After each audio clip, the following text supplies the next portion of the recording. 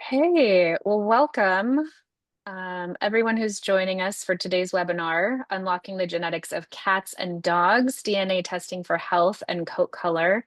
We are thrilled to have Dr. Gershoni and Dr. Gran join us today. And of course, we have our board president and founder, Dr. Birch, here as well. My name is Megan French. I am the executive director of BirchBark Foundation.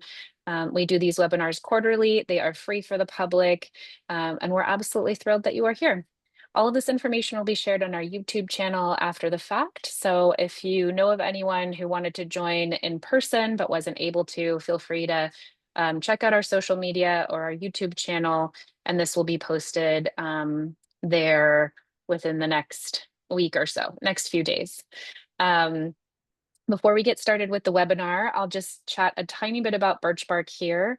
Our mission protects the human-animal bond through three main pillars of our program: financial assistance to families faced with unaffordable expenses to save the life of a pet. So we do pet aid program that supports low-income families who bump into unexpected vet emergencies they can't afford. Our second pillar is grief support. We offer group and one-on-one grief support free to anyone experiencing the loss of a pet or anticipating the loss of a pet. And our third pillar is education. We do quarterly webinars where we invite experts in our field. Today's is going to be about pet genetics. Who knows what we'll have next quarter? We're really excited about it already. We hope you'll join us. If you stay afterwards, or I believe this survey will actually come in your email. If you fill out a participant survey for us, we would be delighted to include you in a swag giveaway. That's going to look like a t-shirt that we have. They're absolutely amazing. A cap, I believe we have a couple of goodies for you. It really helps us improve the experience we have here. And it looks like we have Dr. Gran joining us already. Fabulous. Welcome, Dr. Gran. My name is Megan French. I'm the executive director of BirchBark. I'm just doing a little introduction here as we get started for the webinar. Lastly, before I pass along to Dr. Birch so she can say a few words, our program is 100% donor funded, 100% donation funded. If you'd like to support our program at all of the funds go directly to saving the lives of pets, supporting families through grief counseling, and our education series. So you can find that information to donate on our website, www.birchbarkfoundation.org, or please feel free to email me for more information at megan@birchbarkfoundation.org. I'd love to introduce Dr. Marianne Birch. She is the founder of she is the founder of Doctors. No, she's the founder of BirchBark Foundation. And I'd love to have her just join for a few words, and she can go ahead and introduce Drs. Gershoni and Dr. Gran, whom we're thrilled to have. Thanks so much for being here. Thank you, Megan. Welcome, everyone. Those of you who know me know that curiosity is a very big part of how I operate in life, and I get very excited about being able to help people be advocates for their pets. And that means knowing what's out there to research and to support your pet to keep them as healthy and well cared for as possible. So I'm really excited to learn something tonight from Dr. Gershoni, who's going to speak about dog genetics more, and Dr. Gran's going to speak more about cats, and we get to hear that first. My cat's here listening. So a little bit of housekeeping, please ask your questions. We do have a Q&A button at the bottom of your screen, so you can type your questions while the lecture is going on, and then we will do our best to answer at the end. And certainly if people have the same questions, it'll give us an opportunity to just ask it once. And I'll be doing that, moderating and sharing those questions with the doctors. So I am looking forward to hearing. I'll have each of you introduce yourselves as far as your education background, but we have Dr. Gershoni is a DVM and a PhD, so double doctor, and Dr. Gran has got a PhD, and I'm very excited about hearing his stories about the work being done in cats with genetics. So without further ado, please welcome Drs. Gershoni and Dr. Gran. Thank you. Rob, do you want to go first? Sure. Yeah, and if I'm glitchy, I apologize. I'm a little bit far away. And my internet's not as stable as I would hope. But I'm Bob Braun. I did my undergraduate research at UC Davis, or I guess undergraduate education at UC Davis, and then I went and got my PhD from the University of Idaho in molecular systematics. And in 1999, so a different millennium, I returned and worked for 14 years on cat genetics with Dr. Leslie Lyons, investigating inherited diseases, and we found a few. Kind of proud of that. They were kind of important, and I'm going to talk to you actually about two of them that I'm most proud about today. Ooh. Oh, I think we lost Dr. Graham. This is where we might want to tell people that he's actually joining us from Cambodia, where he's setting up a lab. So we're hoping the internet will come back for him. Yes, and it was There unfortunately he is. not planned when we agreed. Thank you. That's good, Rob. Yeah, so the strip wasn't planned for this time. It was a last the Director minute. of Services and Test Development at the Veterinary Genetics Lab. I've been there in that role for about the last 6 years, I suppose. So glitchy. A little glitchy, yeah. I wonder if perhaps turning the video off would help.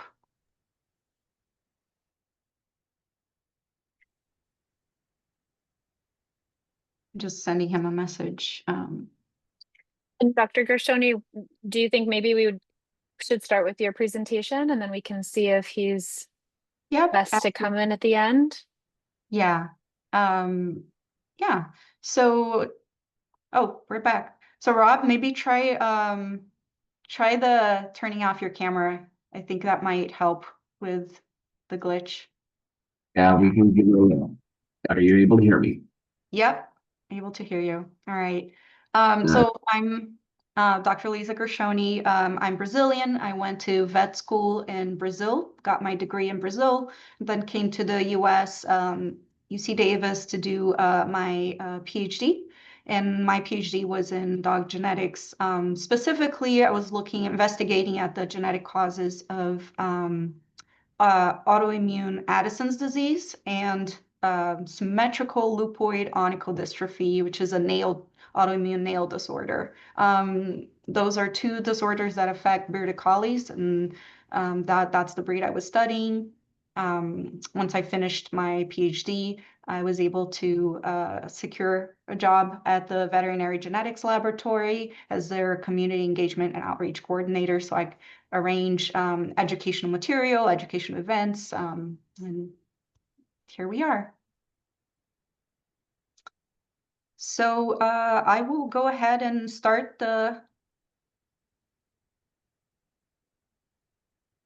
presentation. Is this going okay?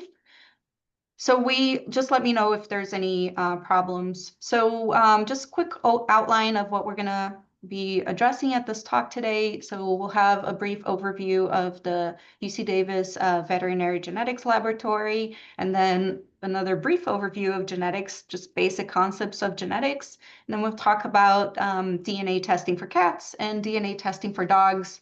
And we're just gonna touch on some topics, hopefully instigate some curiosity and provide some resources that you can use to dig further. And then lastly, we'll have the Q&A session at the end. Feel free to write your questions down and make sure that you ask them. There are no dumb questions. We're here to clarify any curiosity or doubt you might have. Dr. Grun? All right. So I'm going to do a really brief history of the Veterinary Genetics Lab. We've been around for actually quite a long time. Started in 1955 with Dr. Clyde Stormont, and they were doing research. Well, they were doing genetic testing in cattle, and they weren't actually using current techniques. They were doing blood typing, and there was a disease called brucellosis that was running around, and it was pretty nasty. So the government required testing, and if you tested positive for it, the cattle were basically removed from the herd. And as you might guess. Some people didn't necessarily want their very, very expensive animal to be put down. So there was some resubmissions of the same sample. There were some other things that were going on. So they needed a way to prove parentage, and they proved parentage through blood typing. That worked effectively. And about 10 years later, the horse industry said, hey, us too, because if you pay $100,000 for a foal, you want to make sure that that foal is who you think that foal is. And in the 1980s, they were doing about 20,000 samples a year. In 1993, there was a transition from blood typing to DNA profiling using genetic markers, microsatellites or STRs. And in 1999, they formed a forensic unit, and our forensic unit is kind of special, and it's near and dear to my heart. I'm a member of that, where we are the only accredited lab that tests domestic animals. So there's wildlife forensics, but we're the only accredited one following the same guidelines that the human world uses. We just have to create all of our own resources, and that's kind of a neat little thing. By 2000, they were doing, in 20 years, they were doing over 200,000 samples a year, and we've maintained that number now for. We're still around 200 to 215 25 years later. So it's still really expanding, but it's a reasonable number of animals. Now, what we do is at this point, we're over 30 different species that we investigate. Our majority of our testing is horses, followed by dogs and cats and goats. That's where the majority of, but we do things all the way out to, we do some wildlife species. We even dabble occasionally in research efforts using birds. And I do some fun things with zoos as well. We were accredited by the Ascot Lab in 2010, and in 2020, the main lab was accredited by the ANAB. So it's a standard that I think is pretty good. So a little bit about why the VGL is pretty amazing. We're associated with UC Davis. It's the #1 vet school in the United States. It's #2 vet school in the world. So pretty proud of that. So we have access to some pretty significant people. If we don't know answers, we generally can find people who do, or can direct clients to researchers to hopefully help guide them in what they should or should not do regarding some things that they're seeing. We are a nonprofit entity. So any money that we spend, any money that a client spends on with us, we're not making a profit on that. We do have to we can't lose money. We're not allowed to do that, but we don't make money either. And so part of that money goes back into research efforts. So we don't have to pay investors or anything like that. I think that's important. And one of the things I also want to point out is, because we're associated with UC Davis and we're with the University of California, we're not a private company. And it's not being a private company, that means we're not going to be sold to some other entity at some point. Money is not our motivation. We're pretty upfront about that. And the extra money that we do make, we also put into our quality control. And I am most proud as the Director of Services about our quality control. We have so many checks in place to make sure that we're wrong. Because I've always felt that, if you tell somebody you're 99.9% correct, that means 1 out of 1,000 is wrong. And if I'm that one, I don't care about the other 999. I'm the one you got it wrong. So, and we can talk about error rates, but we're pretty good on that.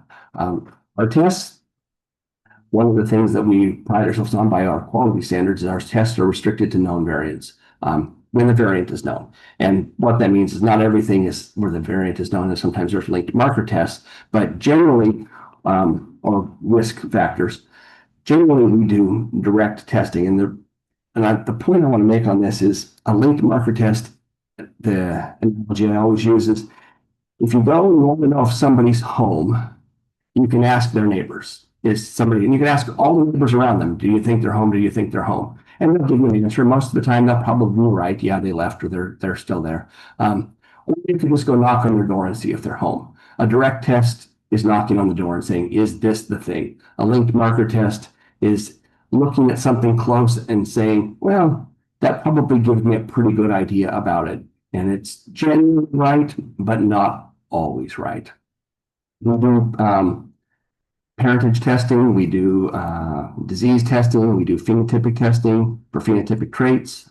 Pretty much we do it all. And we do it across the most appropriate platform to get the result. So there's been a big movement towards SNPs and mass arrays and generating huge numbers of data, but you can't test everything on those platforms. So we run samples across the platform that's most appropriate to generate the best data. And our last little thing that I'm pretty proud of is we rank 1 in ISAG testing for all the species that we do that they offer testing for. And we always have ranked 1 for ISAG testing for species. And I'm kind of proud of that too. I think that's a little nutshell of us.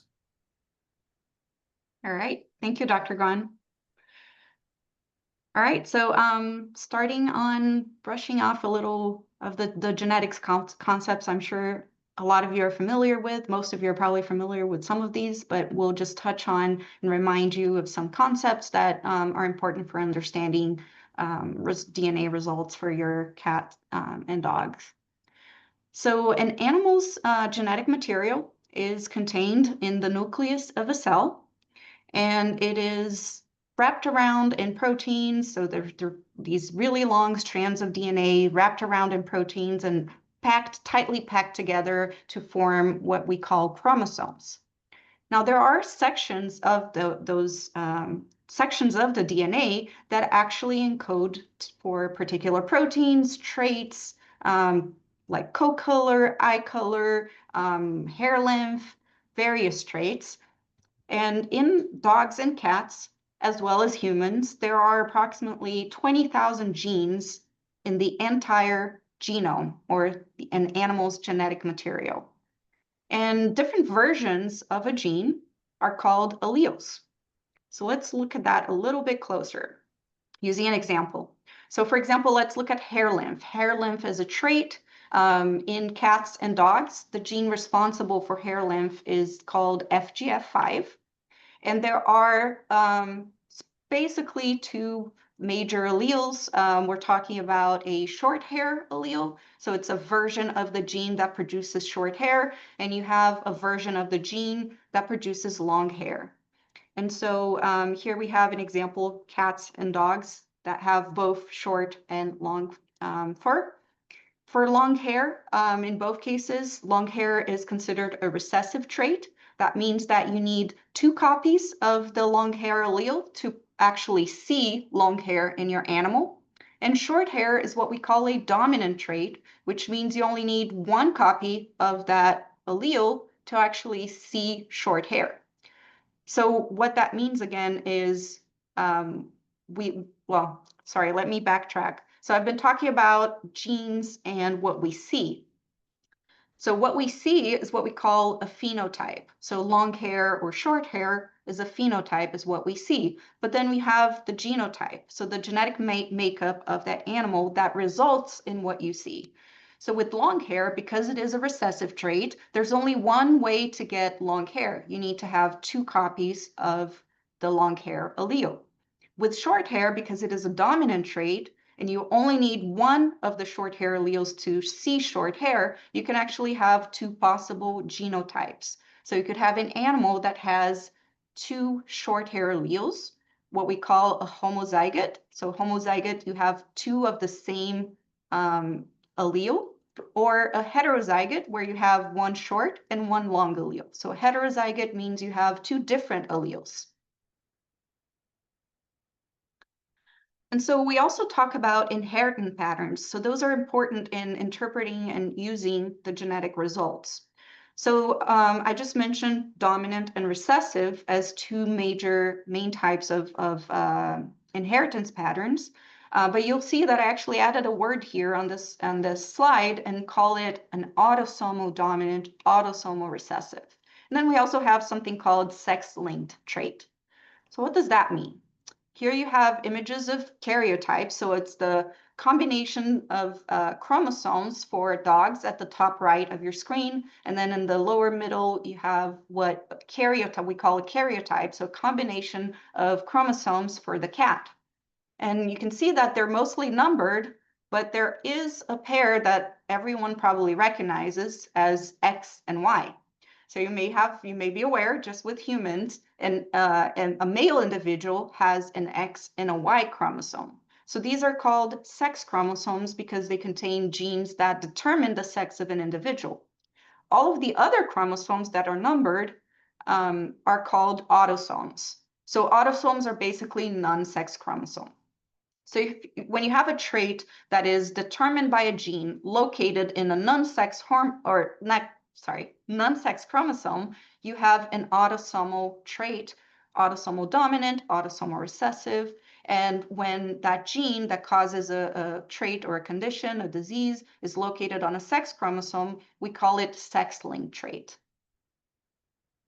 So some other types of inheritance, not as straightforward. We have incomplete dominance, and I really like this example, very visual example with dogs. You have the pattern or type of coat. You can have straight hair. So we see here a golden retriever illustrating what we call our wild type. So the straight hair being the potentially normal or original variation of the gene. And then you have an intermediate phenotype with the wavy coat of the doodle. So that means, so that's what incomplete dominance means. You have an intermediate phenotype between the curly coat, where you have the poodle on the right there. As an example, you have 2 copies of the curl mutation. You have a tight curly coat. If you have only 1 copy and 1 copy of the normal, you have a wavy hair. And then if you have no copies of curl, you just have the straight hair. So that's an example of an incomplete dominance. Incomplete penetrance is another one that is important to understand. A big example is degenerative myelopathy. So when we talk about incomplete penetrance, what we're saying is animals that have a particular disease genotype will not always display a disorder. So in the case of degenerative myelopathy, and I'll touch on that a little bit more, but an animal that has 2 copies may show disease, but not all of them show disease. So we say that it's not fully penetrant, there's incomplete penetrance. And then lastly, we have polygenic or complex traits. So polygenic, poly for many genes, and complex includes traits that are determined by many genes, but also have contributions from the environment or living style. And so some examples of those are Addison's disease, hip dysplasia, and many more. Many of the autoimmune, immune-mediated disorders are considered complex traits. So I'll hand this back to Rob. Okay, so now I'm going to talk about cats and kind of maybe a state of the union, but mostly I'm going to give you an overview of what's known at this point and follow from there with some specific examples. So I will let you know basically, how many traits that are heritable have been identified. And then I'm going to go into some success stories where genetic testing has done what I always hope that it would do when I'm investigating a test. My hope is that the breeders and owners will use the data to actually make decisions and make breeding decisions moving forward. And then I'll have another example of not so much of a success story.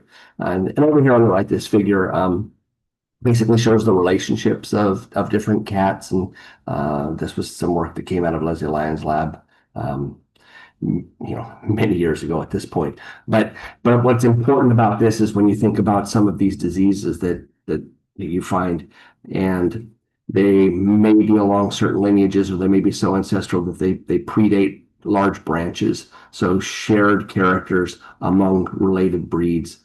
And when we talk about the Persians and the Himalayans and so Persian-derived breeds, you see a lot of overlap between the diseases and disorders that each of those groups have.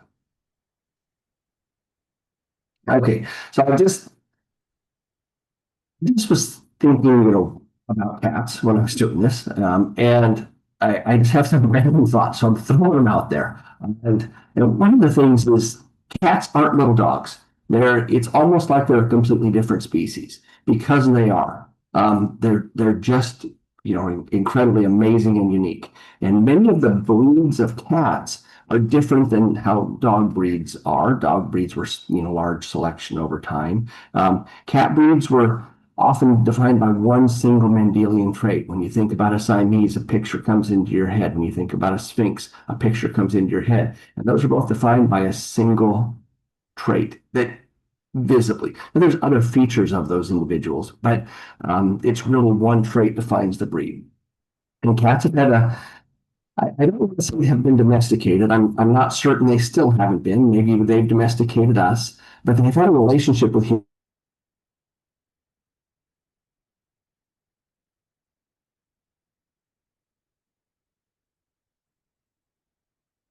Dr. Grun, we lost you.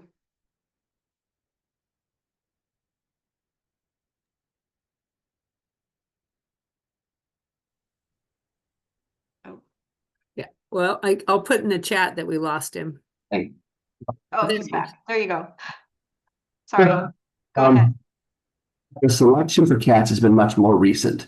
Dogs were, their history is very different than cat history. And I bring this up because there's breed tests that were out there. We offered a test for that, but it wasn't a breed test. It's an ancestry test because dog breeds were established, and you have your Labradors, and that my personal example had a Labrador and had a English Pointer and ended up with Labra Pointers.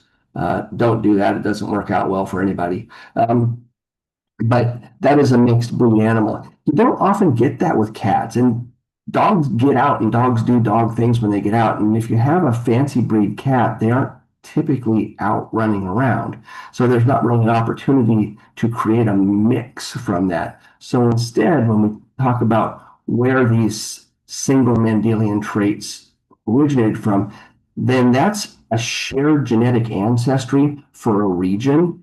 And that's why when you're talking about a cat breed test, you're really talking about, the genetics that it shares from where it originated from, not necessarily a mix of a couple of breeds. So it's I don't know if it's a subtle point, but it's a difference. And, everybody who has, the dog wisdom panel and, my dog breed and all of those things that are out there, cats wanted that too, but it isn't necessarily giving them the same answer because they have a different history. The other thing is cats are stoic, and that's kind of important when we're thinking about diseases. Cats are until they're they don't really have that middle ground of I feel a little upset in my tummy. You can't tell with cats. They're really really amazing animals, and they're super adaptable. And one of the guys I follow on Instagram is this little guy, Purasic Duck. And he is a rescue who had lost both of his front legs. And he hops around like a little T-Rex, and he's really cute. But he's amazingly adaptable, and cats are. They're incredibly adaptable to whatever situation they happen to be in. I think that's just a cool thing about cats. That's a random thought. Okay. So know about the genetics in cats. So this just is a timeline of the variants that have been reported by year. So variants are any of the things that Dr. Gershani mentioned earlier, where we have these alternate alleles, and these alleles are causative for something. So you can see in the timeline of how often things are found, and we end up with these little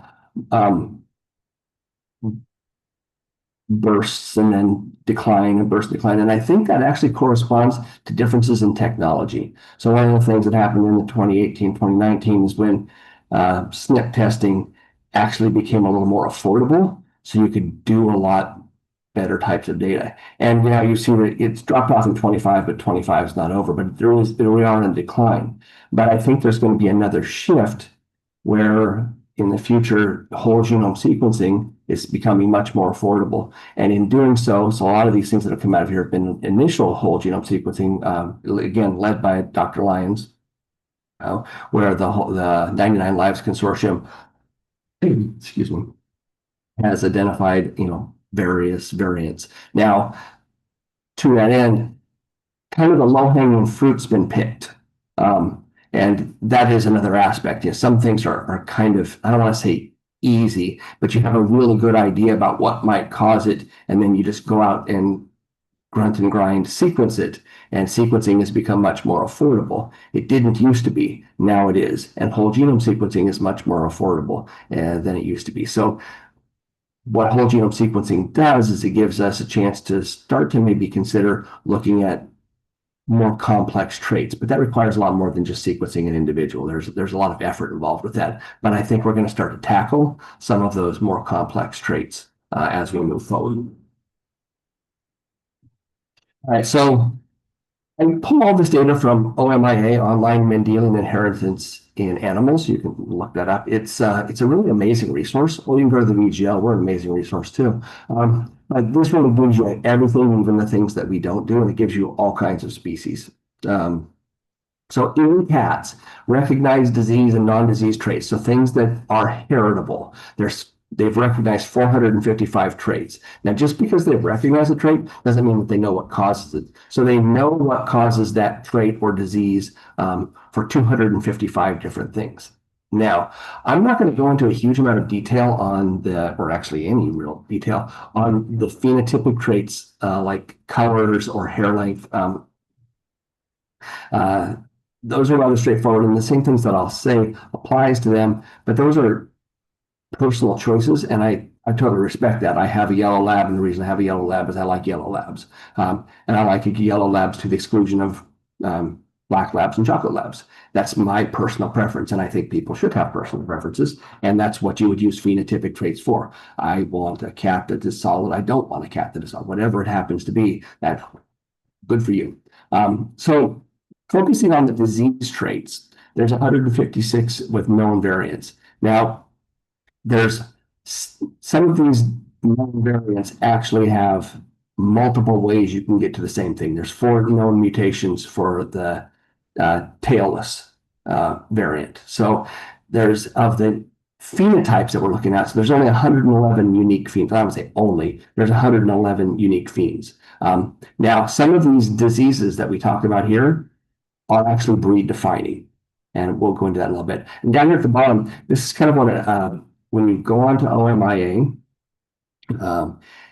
and you click on that, look for Scottish fold here, and it tells me everything about Scottish fold, the gene, the mutation, everything. And one of the things I want to point out is this over on the far right, the pathogenicity classification. This is something new that's coming out of an ISAG meeting that just completed. And what they're going to do is they're going to have a panel of experts from ISAG who volunteered to do this, and they're going to go and they're going to look at all of the diseases in the cats.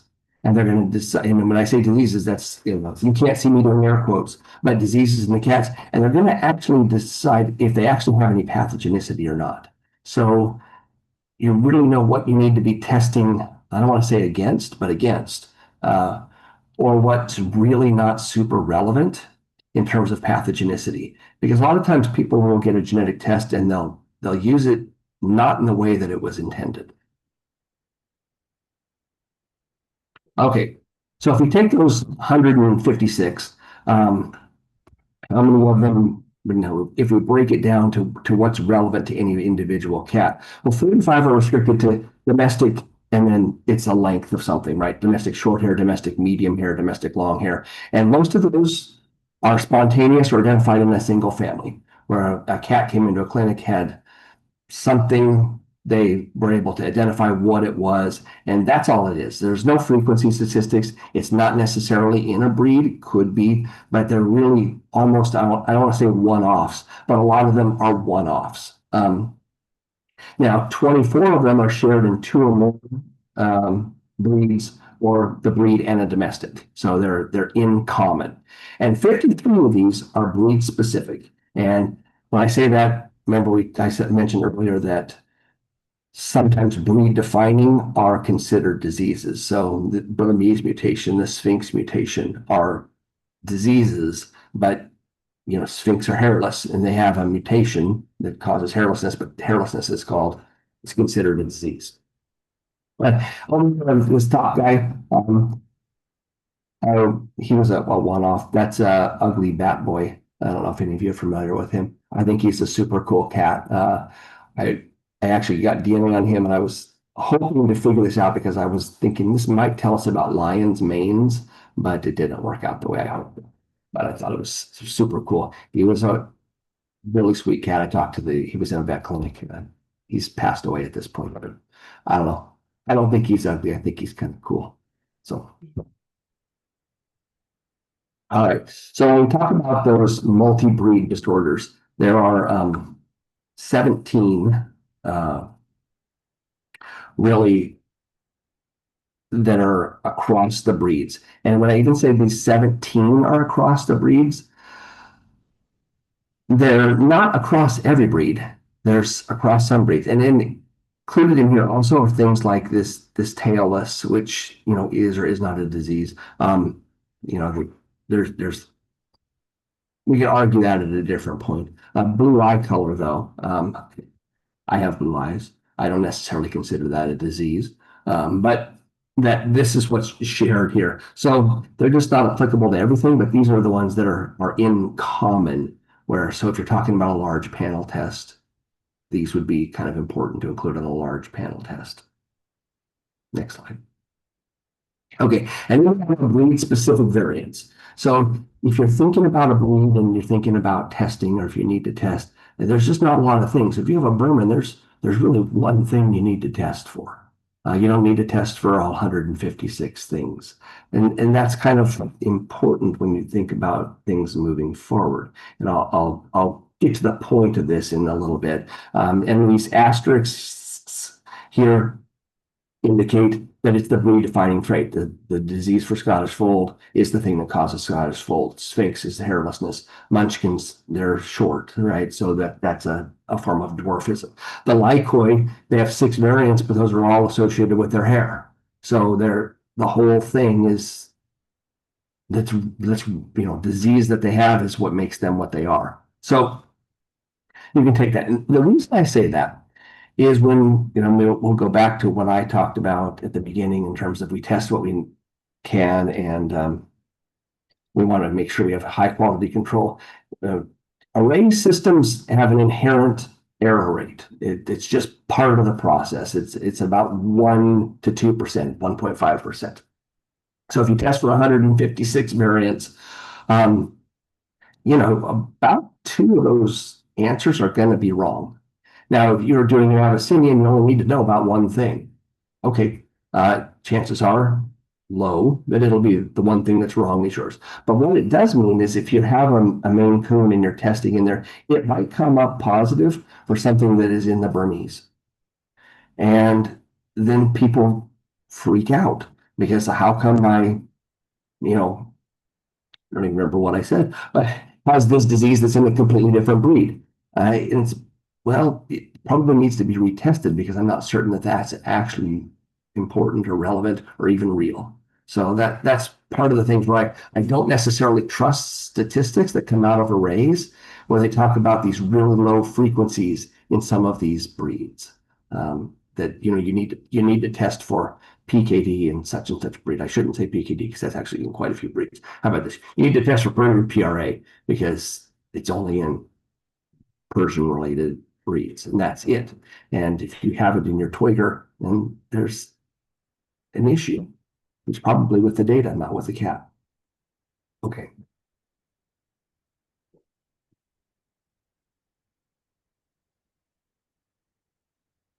Lisa, Yes. Oh, I changed it.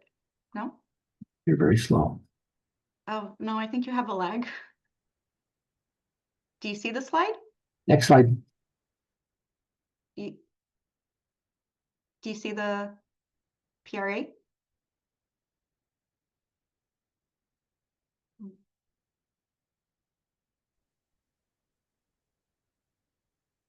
Okay. And again, I do apologize for this. So now I'm going to go to the actual cases. And this is where it actually gets a little more interesting and fun, I think. So Persian progressive retinal atrophy. Persian progressive retinal atrophy is one of our, I will say more recent finds because it happened in 2014, so 10 years ago at this point. But it's associated with the AIPL1 gene, and that gene is essential for photoreceptor function and survival, and particularly the rods and the cones. And the mutation leads to an early onset blindness And it's get blindness because of degeneration of the retina, specifically the photoreceptor cells. It has an autosomal recessive mode of inheritance, so you need 2 copies, and it's in Persian and Persian-derived breeds. These cats typically go blind at a very, very young age. The clinical signs start to appear at about 2 to 3 months of age. They starts with night blindness. The pupils tend to be a little more dilated and with flashlight in them, and they don't really contract as quickly as you'd want. And they have an increased reflection when you look into the eye. It's partially because the eye is super dilated. Later stages, they get day blindness, and you have generally complete blindness by the year of age. And the 2 figures here, one of them shows your normal blood supply going into the retina, and that's the upper right. And then you can see that there's a degeneration of the vascularization in the lower right as we're leading towards blindness. I don't know what that is.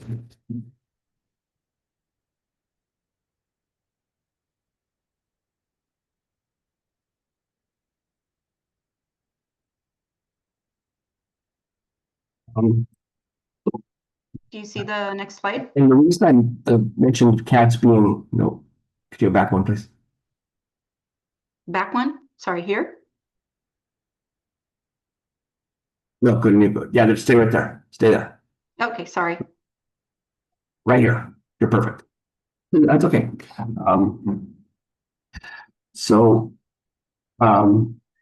One of the things about progressive retinal atrophy is, when cats are stoic and adaptable, oftentimes because of cats' awareness, not only oftentimes, but cats who've grown up in a kind of a stable environment so people don't move the furniture around, they can actually have this vision impairment, and it's difficult to actually know that they have the visual impairment because they're able to use their whiskers, use their fur, to know what's going on. So I think that's kind of amazing about cats. They now go on to the next one, please.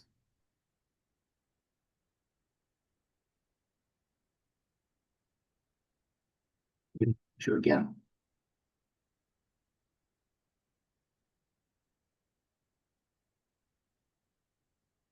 Can I change? Please. Yes. Sorry. Okay, and this is the allele frequency over time. You'll notice this is really low allele frequency. So this is for the allele that causes the disorder. So we're starting at about this initially when a test is first launched. Typically, you don't have everybody who's on board for testing, and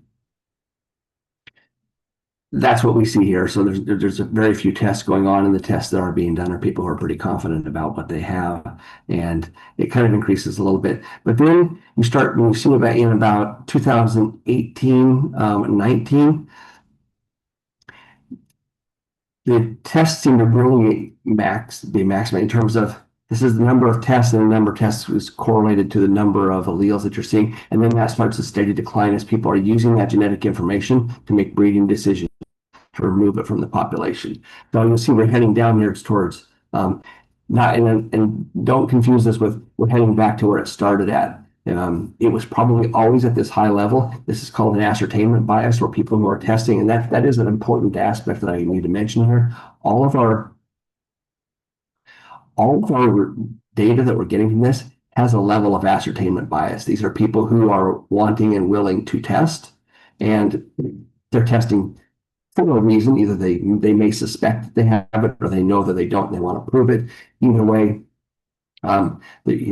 and they're testing with us. So there's all kinds of caveats to this data. However, this is the data that we have. And what I think this shows is that, over a 6-year period, the frequency has really reduced in terms of the alleles in the population. So I think that's kind of cool. Next slide.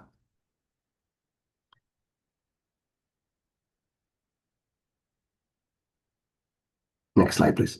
I changed it. There we go. All right, now this one is a little more dramatic and I'm much happier about this one.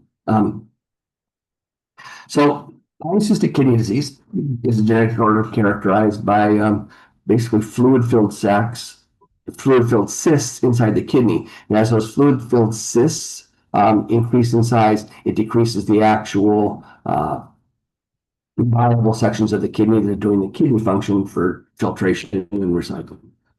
It mostly affects Persians and long hair related breeds, although there are many breeds that actually do have this disorder, and you can debate how they happen to have the same thing that the Persians have, but the Persian is one of the most is the most number one cat in the cat fancy, or was the number one cat in the cat fancy. So could have been used to get a lot of desirable traits into other breeds. Some of them are obvious, and some of them are like, I don't.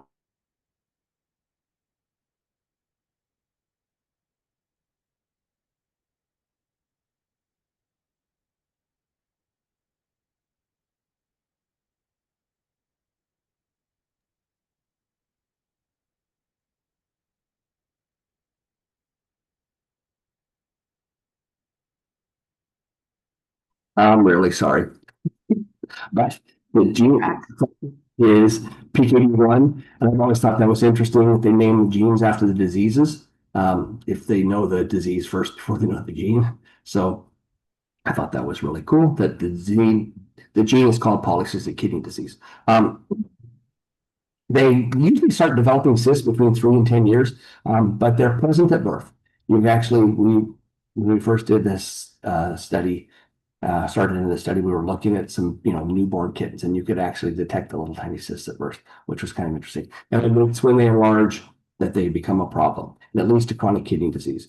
And there's differential rates of progression. There's all kinds of things. And the thing that's interesting about this is while it's polycystic kidney disease, it's not limited to the kidney. This is a very aggressive form that was for Persian cross.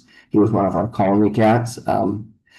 His name was Buddy, and he unfortunately ended up with a really aggressive form. He was my favorite cat. He was a child. Anyway, next slide, please.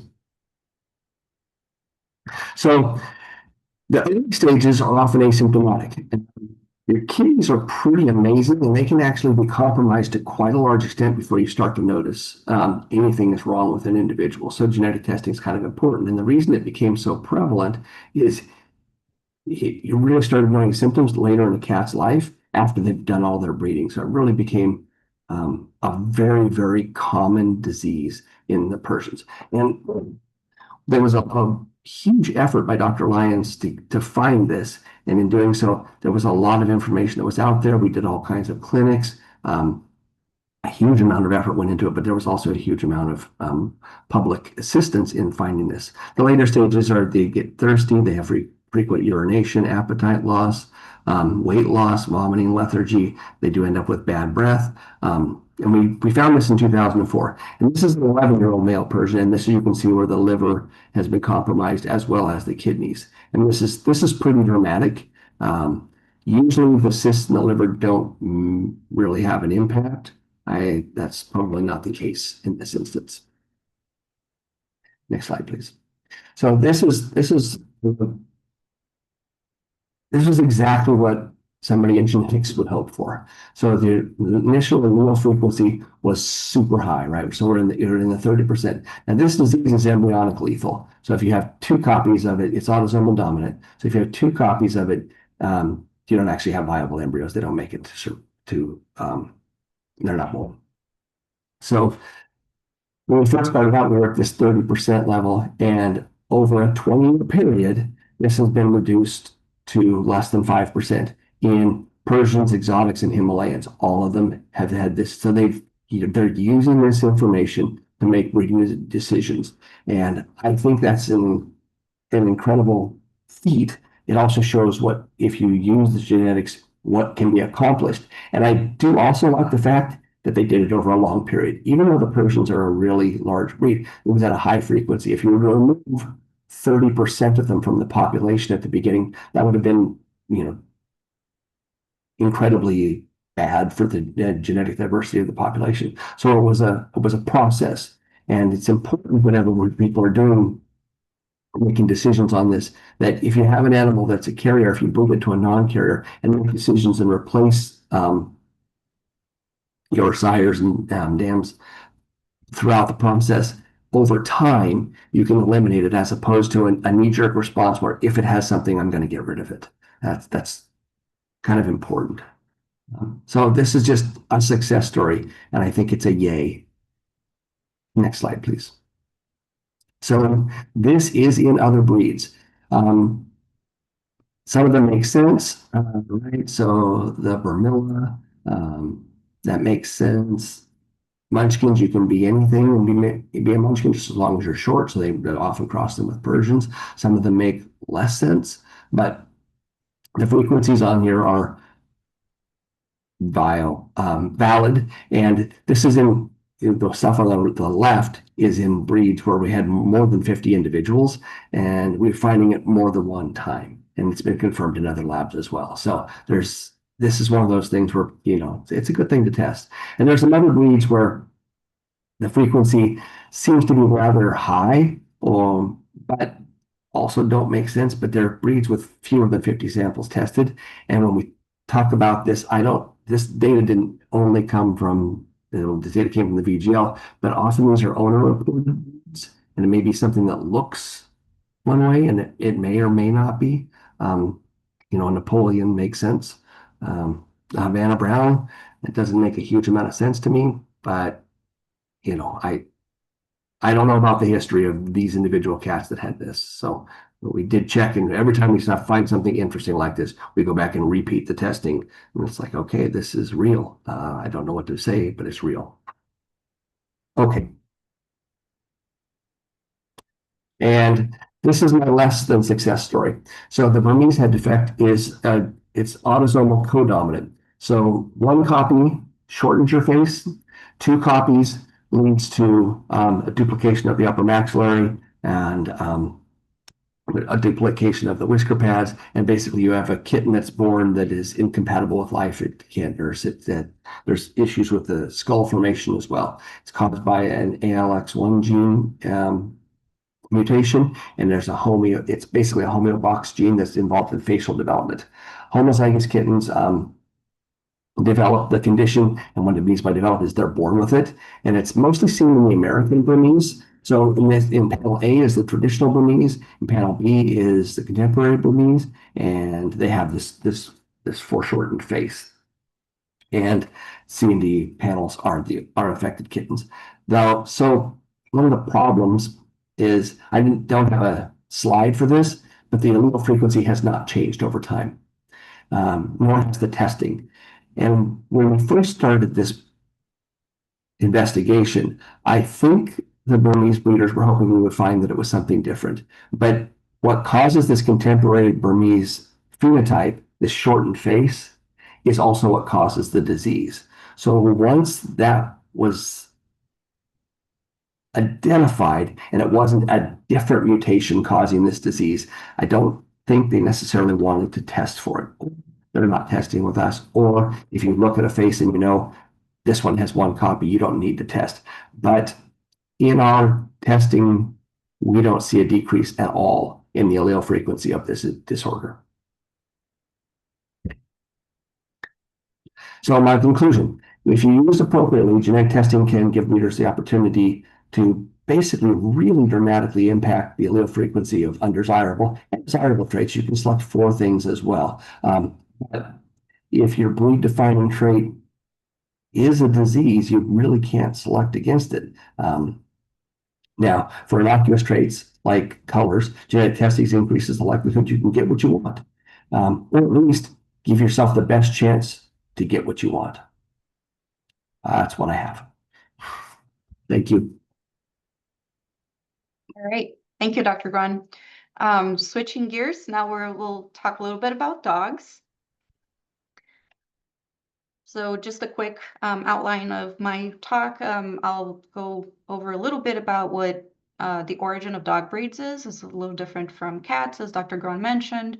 Types of DNA tests available. Talk about the DNA testing for health, and I'll touch on a little bit of coat color, and then how to use DNA testing for breeding purposes.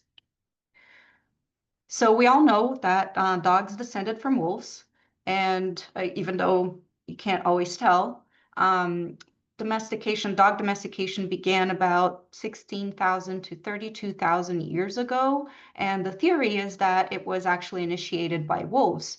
So the theory is, that many thousands of years ago, wolves would approach settlements, human settlements, for scraps, to feed on scraps.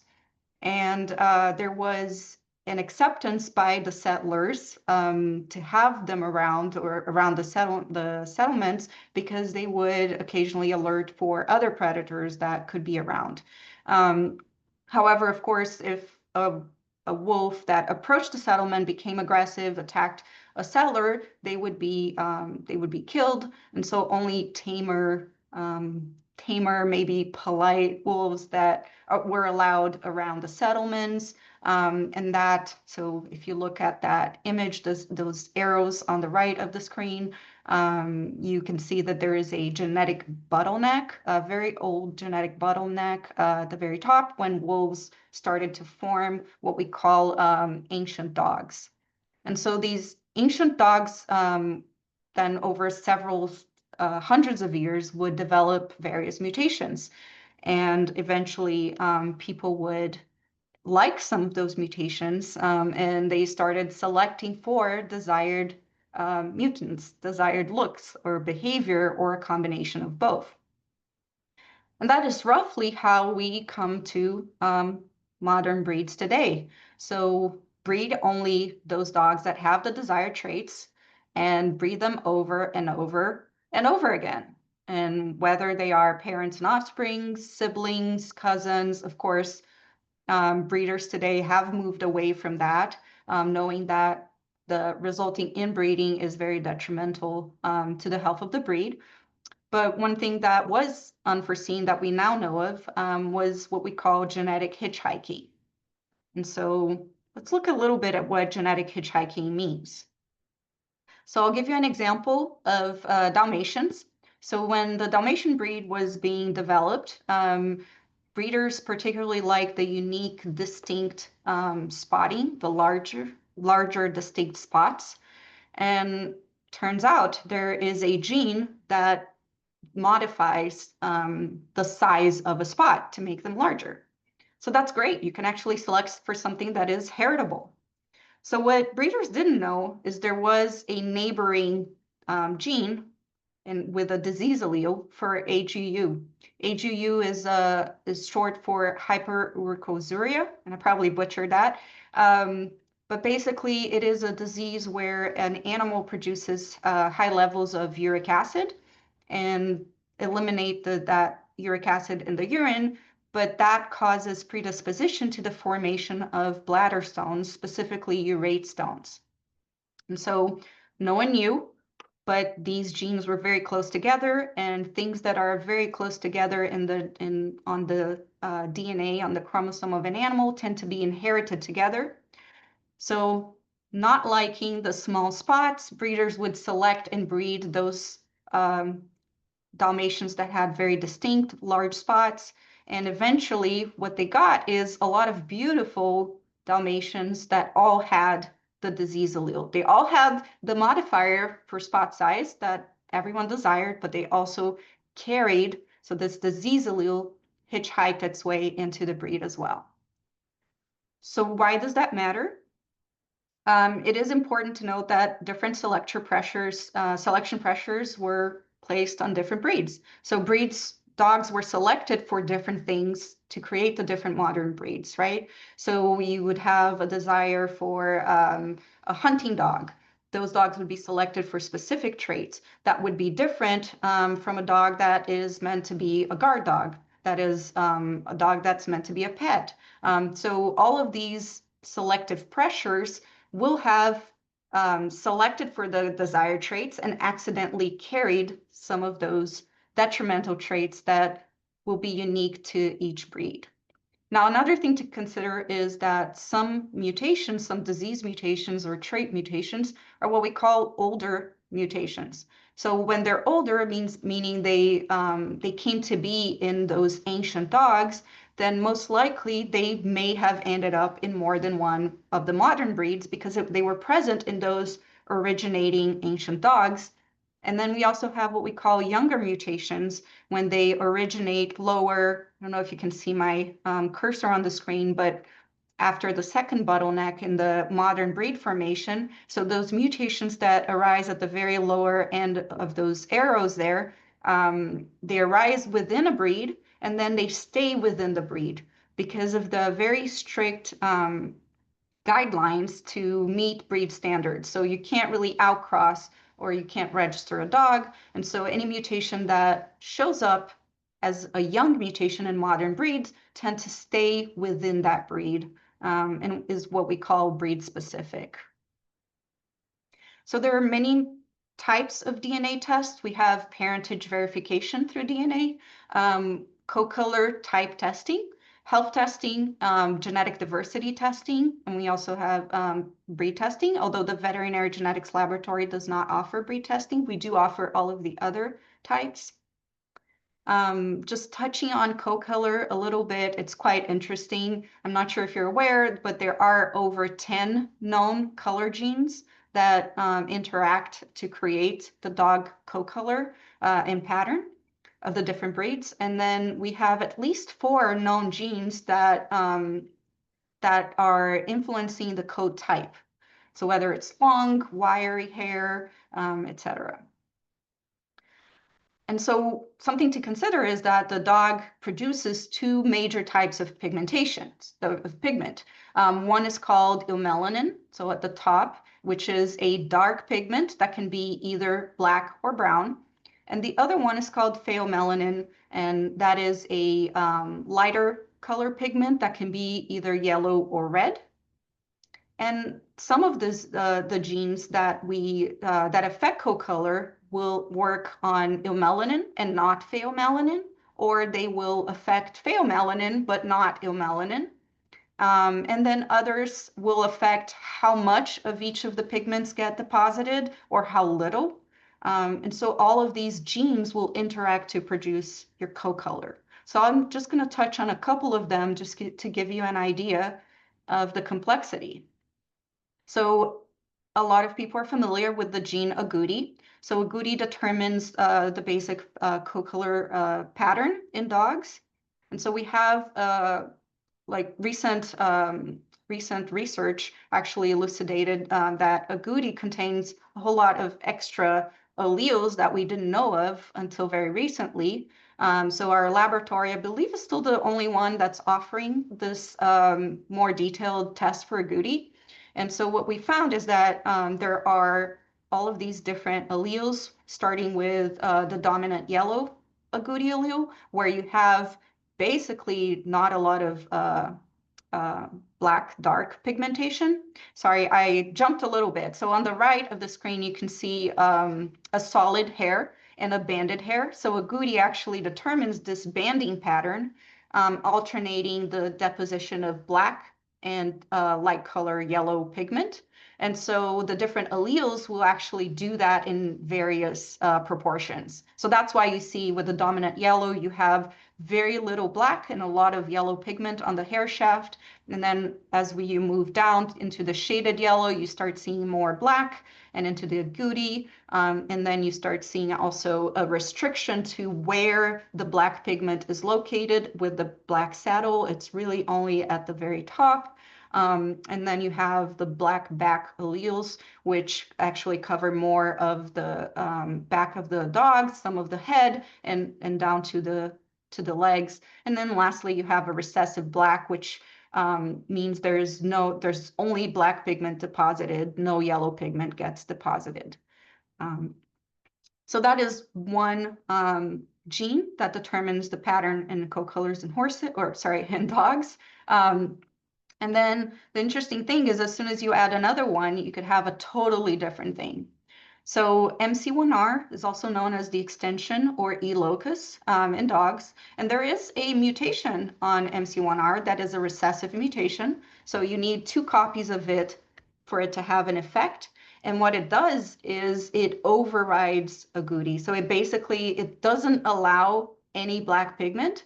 So any dog that has 2 little e's for MC1R is just going to look yellow or red. It doesn't matter if it has a dominant white agouti allele, or if it has a shaded yellow, agouti, black saddle, it doesn't matter. It's going to look yellow or red. But it does matter when you breed them.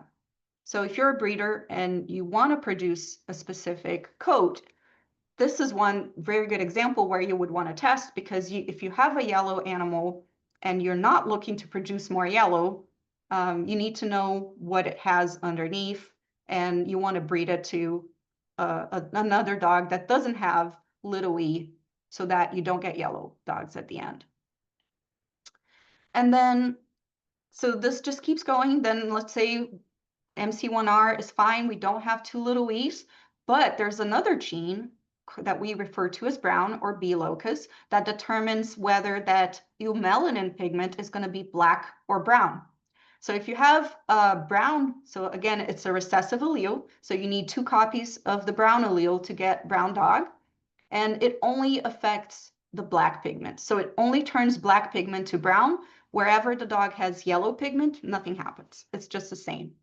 So this is basically what you see if you have each of the different types of the agouti pattern and a brown allele. And so this goes on for multiple genes. I'm not going to go on and on here, but there are white spotting genes that are going to determine amount of white spotting in the dog's coat. You have dilution genes that affect the black pigment or the yellow pigment. So some dilution genes will dilute a black coat to the gray or blue. It will dilute the brown pigment into like a taupe that we call lilac or Isabella, depending on the breed. You have merle, which also works in those areas where eumelanin is present and creates these marbling patterns that are really interesting. And so when you're thinking about coat color, that's the important thing to consider, is you can't really only look at a single gene, because there's just so much going on and so many interactions between genes, and genes that override other genes, that if you don't have the genetics, you really won't know what you can produce at the end. So then focusing on health testing. So just like Dr. Grun, I refer to the online Mendelian Inheritance in Animals website. So it's just omia.org. Anyone can access it. There are 983 diseases and non-disease traits that have been reported and recognized as heritable traits in dogs.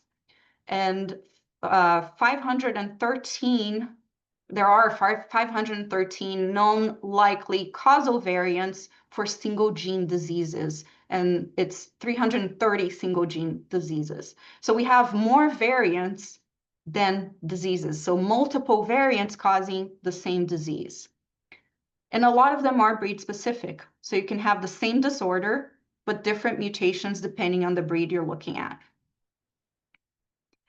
So I'm bringing also progressive retinal atrophy as an example. So this is a degenerative disorder of the retina. So it causes progressive vision loss that results in blindness in most cases. And in dogs, there are more than 20 known mutations causing PRA in different dog breeds. And so I just pulled a few here just to illustrate how they're distributed in the different breeds. So the table here, you see a column for disease, the gene involved, the variant, and the breeds, if more than one. And as you can see, the first row, you have PRA being caused by the CNGA1 gene. So it's a deletion in that gene, and it is specific to the Shetland sheepdog. You have generalized PRA in the CCDC66 gene that affects 2 breeds, but there are 2 different variants in that same gene. So depending on the variant, or depending on the breed, you need to test for a different variant. So that's what's important when you're looking for genetic tests. You want to make sure not only that it's the correct gene, correct test for your breed, but also the correct variant, because you can have the same gene involved with different variants depending on the breed. And then I listed as well, the golden retriever has 2 known PRA genes variants in 2 different genes call them PRA1, PRA2, another one in the German Spitz. And then at the very end, you'll see that there are 2 examples of PRA variants that are actually in multiple breeds.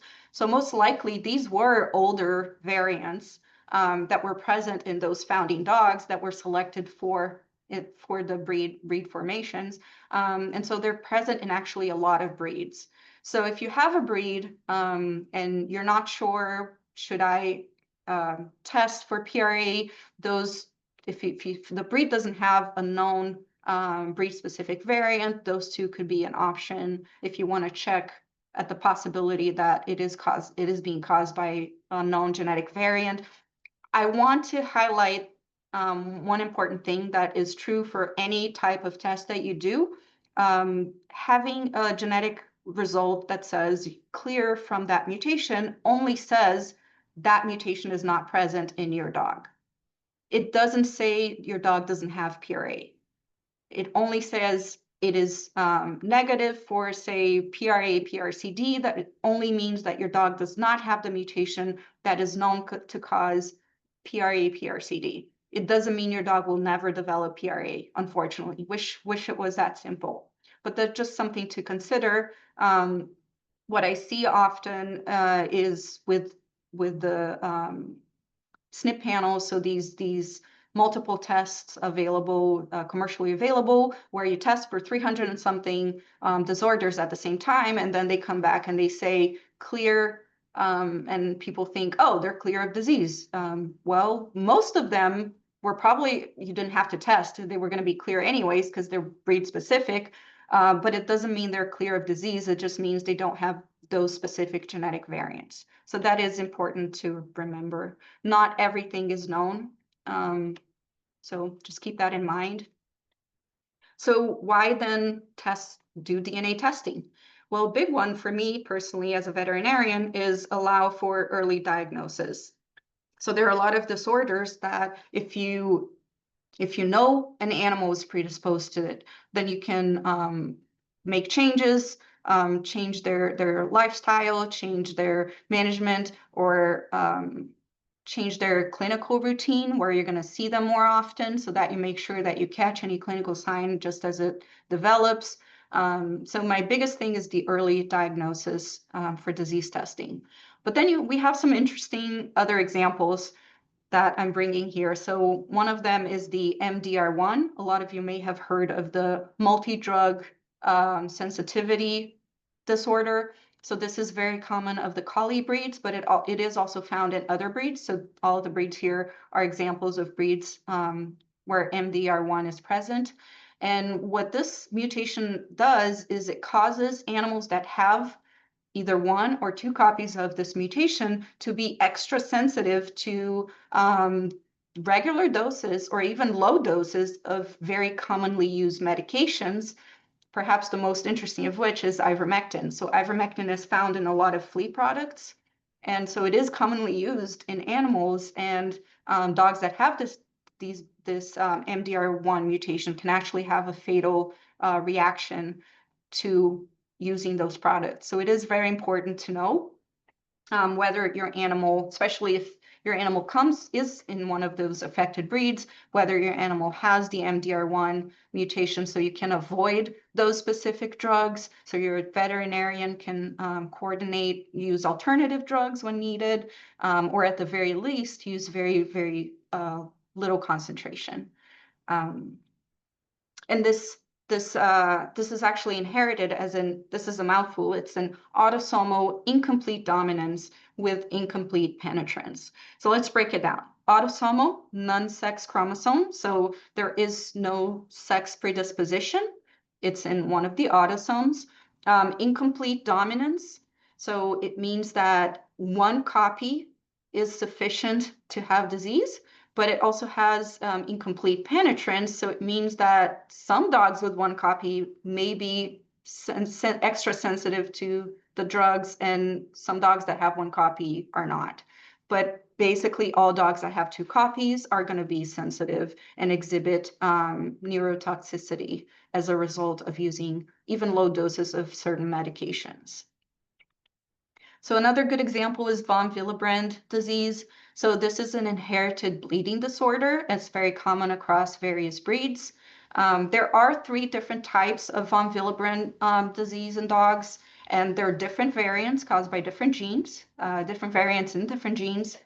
Type 1 has a dominant inheritance pattern, so only 1 copy is sufficient to exhibit bleeding disorder. And types 2 and 3 have a recessive disorder, recessive mode of inheritance, meaning that you would need 2 copies of that von Willebrand disease to actually have bleeding disorder.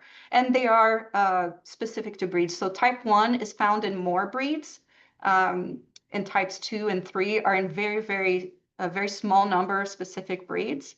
So it's important to, if you're trying to decide what test, I need to test my dog. Well, if the breed of your dog is expected to have type 1 and you test for type 2, you may think he, she is clear, and yet, no, you tested for the wrong one. You already expected that, you actually would expect the dog to be negative for that mutation because it's not present in your breed. And so it's important to know which test to select based on your dog's breed. And in case of mixed breeds, if you know what breeds are present in your dog, in your dog's ancestry, those are relevant as well. So you probably are thinking, well, how do I know which one to choose? So there are various resources to find out, which tests are appropriate per breed. Our website does offer a search tool, so dogs and for cats, where you can select the type of test, whether it's a health, co-color, performance, although we don't have performance tests for cats and dogs. For other species we do. And then you can select the breed. So for example, here I selected Border Collie, health test, and then if I click search, it'll filter all of the tests that we offer at the VGL for those that are appropriate for Border Collies. Another good resource is the AKC. So there is a list that AKC has put together with the recommended testing for each breed. Breed clubs are great resources. They usually do know which diseases are segregating in their populations, and so those are also good to consult. So now to risk tests. So far we've talked a lot about tests that are if you have the mutation, you have the disorder. Risk tests are not like that. So risk tests are used to identify individuals that are at higher risk or increased risk to develop a condition compared to individuals that don't have that genetic variant. So it is not a guarantee of disease, and that is really important to understand. And a big example is degenerative myelopathy, DM. So DM, the test that we have, it is for a genetic variant in the SOD1 gene. And this variant is associated with a clinical DM that is characterized by muscle wasting, loss of coordination, weakness in the hind legs. So it's a neurologic disorder. It is inherited as an autosomal recessive trait. But it is, again, this is not the actual causal mutation. It is the closest we have been able to get so far. So it is considered a risk test. So dogs that have 2 copies of the DM mutation are at higher risk for developing the disease. But very important to note, many dogs that have 2 copies of DM never develop clinical DM.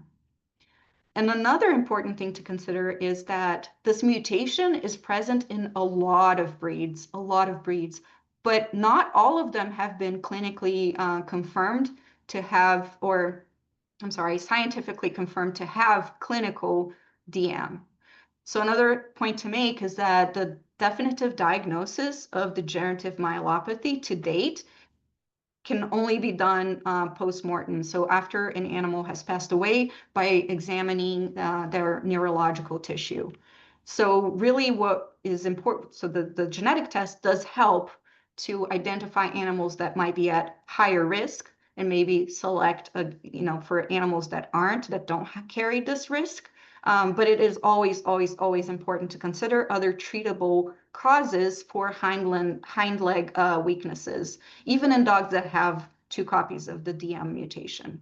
So it should the clinical diagnosis really should be one of exclusion, and not, if you have a DNA test, then you automatically conclude the animal has DM. So our website also has, for every test page that we have information about which breeds are appropriate for testing, how the test was developed, whether it's a risk or if it's a more affected, unaffected situation test. So DNA tests for breeding, they're important to assist with selective mating.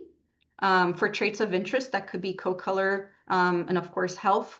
I think every breeder has interest in improving the health of their lions and their breed. And Punnett squares are your best friend for this. So if you're a breeder and if you're trying to decide which parents to breed, which two animals to breed, based on what you want to obtain out of them, Punnett squares is what you want. So DNA test and Punnett squares.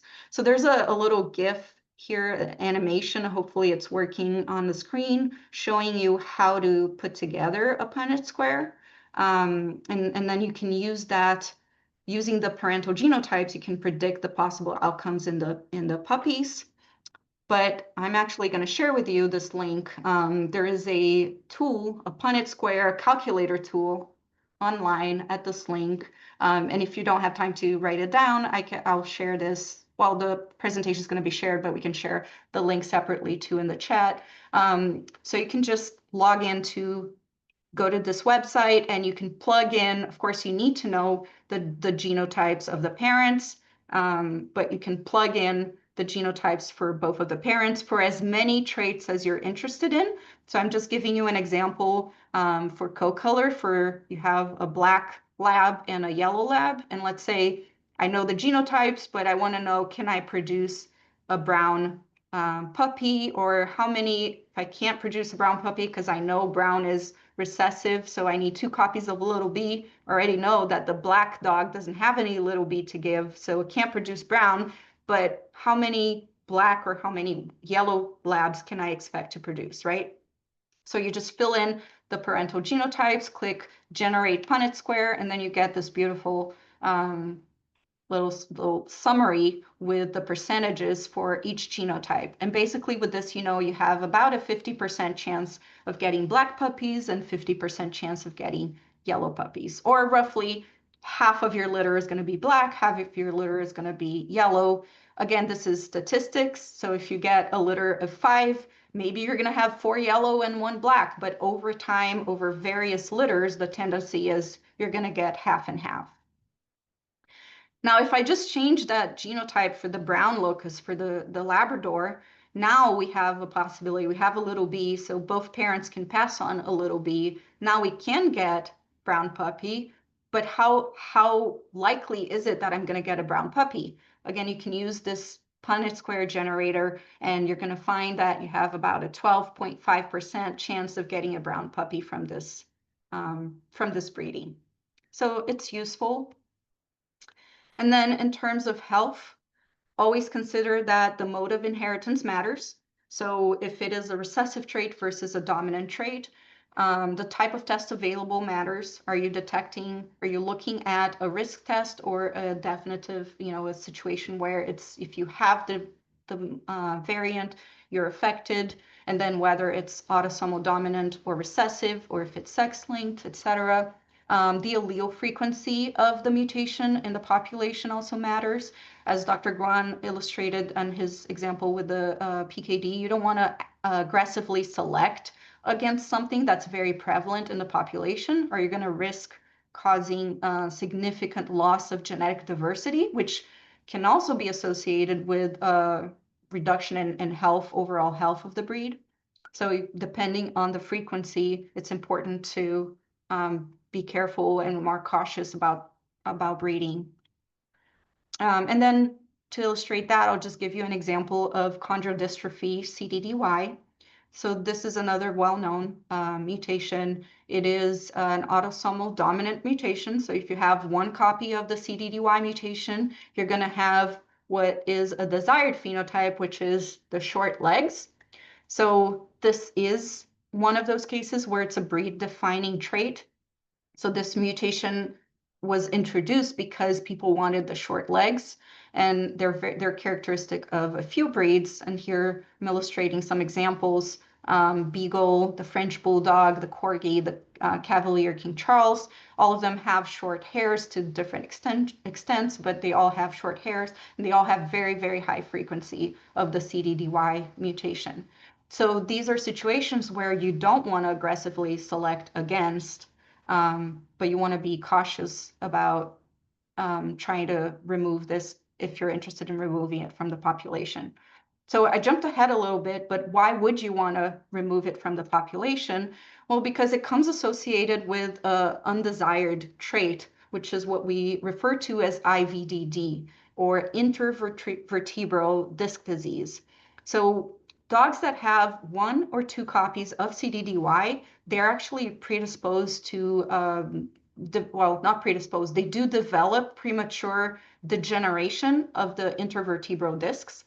So what the degeneration of the discs, they happen with age normally, but in these dogs that are chondrodystrophic, it actually happens at a very early age, around 2 or 3 years old. They're already exhibiting signs of premature degeneration of the discs, and that predisposes them to disc herniation, which can lead to paralysis. So you have here 2 examples of dogs that are suffering from disc herniation and consequent paralysis, and cause excruciating pain, very complicated to treat, usually surgical treatment. So it is something that a lot of breeders are concerned about and trying to select against. And again, this is something that we would definitely support selecting against, but you have to be very careful how you do it so you don't lose genetic diversity in the breed. So how would you do this? Well, instead of breeding perhaps 2 heterozygous dogs to each other, where you have, well, at least with breeding 2 heterozygous, you have a 25% chance of getting a dog that doesn't have any copy of CDDY, but you have 75% chance of getting affected dogs that have 1 or 2 copies of CDDY. And then, well, let me breed to a clear dog. Well, if you breed a dog that has 2 copies of CDDY, it is going to pass the CDDY allele to every one of their puppies. And so all of them are actually going to be affected. They're all going to have 1 copy, even if you breed that dog to a homozygote normal, a dog that doesn't have any. So the better way to go would be select a normal dog, of course, within reason, considering, with the higher, very high prevalence, with the breeds that have very high frequency of the mutation, it's a lot harder to find, but as possible, select breedings where you have a dog that doesn't have any CDDY and breed that to a heterozygote one that only has 1 copy, and now you got 50% chance of getting dogs that don't have CDDY at all. So over several generations with very slow selective breeding, you can reduce the prevalence, the frequency of mutations that can cause problems in your population. So basically, as a conclusion, select breed appropriate DNA tests. Not all tests are appropriate for all breeds. Punnett squares are your best friend if you're trying to decide which dogs to breed, depending on the outcomes, to determine what possible outcomes you can get from that breeding. And then consider DNA test results, but in combination with the overall family health of the animal, family history of the animal, of its parents, of the lines. Consider genetic diversity. So some breeds, we offer genetic diversity for for a lot of breeds actually. And so we do offer a tool where you can simulate pairings between different dogs that you've tested for diversity, and you can select breeding pairs that will maintain or redistribute genetic diversity in the breed, but also consider temperament, conformation. So there are a lot of things that should be factored into deciding which dogs to breed. And remember, not everything can be tested for. So that is unfortunately still where we are. Of course, knowledge is, we are finding more and more mutations, but they're still trickling in. So that's all we had. thank you for your attention. Here's our website, www.vgl.ucdavis.edu. Like I said, all of our test pages have a summary of the science behind the test, as well as information on how to interpret the results. And our customer service team would also be happy to assist you with any questions you have. Thank you. Thank you. That was a lot of information. And Yes. yeah, and well, yeah, it's nice to see the applicability for our pets. And for anyone who is interested, they are super helpful when you contact the lab. I've been, obviously as a veterinarian, I have different sets of questions, but I think that for the pet owners, they've been helpful as well. So thank you very much. Yeah, of course. Well, thank you, everyone.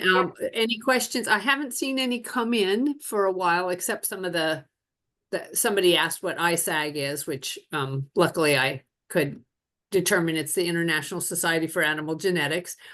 And then I also, some of the acronyms, which we readily use as veterinarians, I put as definitions. But if anyone has any specific questions, please put them in the Q&A or the chat, and we will do our best to answer them here. And just a really big thank you to Dr. Gershoni and Dr. Gran, even from across the world. Dr. Gran, thank you so much for joining us. Tech issues aside, you didn't give up. We didn't give up. We succeeded together, and we're so grateful to have you. This was an incredible amount of information. And again, I just want to remind everyone who's here, if you know of anyone who couldn't catch it live with us, this will be on our YouTube channel in perpetuity. So you can come back and reference the information that's here. And we're really grateful to have you both. Thank you so much for joining. Thank you for having us. Sorry, we were a little verbose. We are grateful. It never goes as long, but get excited about it. And we love passion here. We get verbose at BirchBark Foundation. All information on this is amazing information, and especially from the experts that you are. It's a real treat for all of our listeners. And I really love that program that we have that saves it for later, so it can be digestible in little bits if people want to come back or pick out a certain chapter or piece that they missed before. So again, thank you. Yes, very appreciated. It looks like we don't have any other questions, so I don't think I see any. Fabulous. Looks like we'll wrap up tonight. Thank you all so much for joining. Just one more reminder, if you can go ahead and fill out the survey, it helps us do our best to provide you with more information and more topics that are meaningful for you. Dr. Birch, thank you so much for joining us as always. It's always a treat to be on here with you, and we will catch you all on the next one. Great. Thank you. Thank you again. Bye-bye. Lovely night. everybody,